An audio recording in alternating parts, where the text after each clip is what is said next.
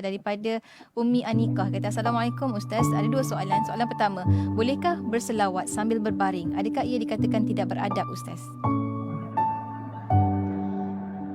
Alladzina yadhkuruna Allaha qiyaman wa qu'udan wa ala junubihim. Ini antara sifat-sifat orang yang berzikir yang disebut di dalam Al-Quran. Mereka mengingati Allah hal keadaan berdiri, mereka mengingati Allah hal keadaan duduk, dan mereka mengingati Allah hal keadaan berbaring, mengiring.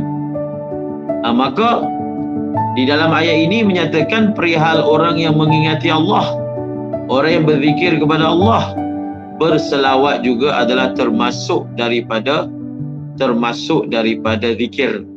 Maka tidak mengapa untuk seseorang itu berselawat dalam keadaan berbaring, kerana berselawat ini adalah suatu amalan yang disunatkan secara mutlak tanpa terbatas dengan waktu, kecuali bila kita berada dalam waktu yang tidak elok seperti berada di dalam tandas, maka tidaklah melakukan selawat. Adapun selain daripada itu, maka waktunya adalah mutlak. Tetapi adalah sesuatu yang tidak dinafikan. Ada keadaan-keadaan yang kalau kita berselawat dengan keadaan tersebut, maka ia akan lebih memberi impak kepada hati kita. Ada keadaan-keadaan yang kalau kita berzikir dalam keadaan tersebut, maka dia lebih memberi impak kepada diri kita, iaitu pertama dalam keadaan berwuduk, kemudian menghadap ke arah kiblat, kemudian bertadabbur.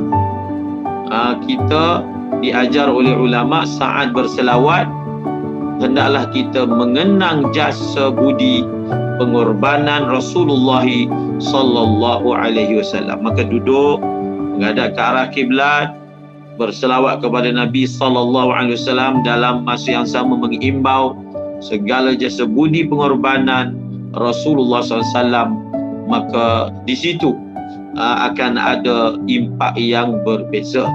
Namun spesialnya ataupun istimewanya amalan selawat, oleh kerana selawat ini adalah merupakan satu bentuk doa, harapan daripada kita kepada Allah supaya merahmati Rasulullah sallallahu alaihi wasallam, maka dikatakan oleh ulama amalan selawat ini akan diterima oleh Allah walaupun dibuat dengan tidak ikhlas.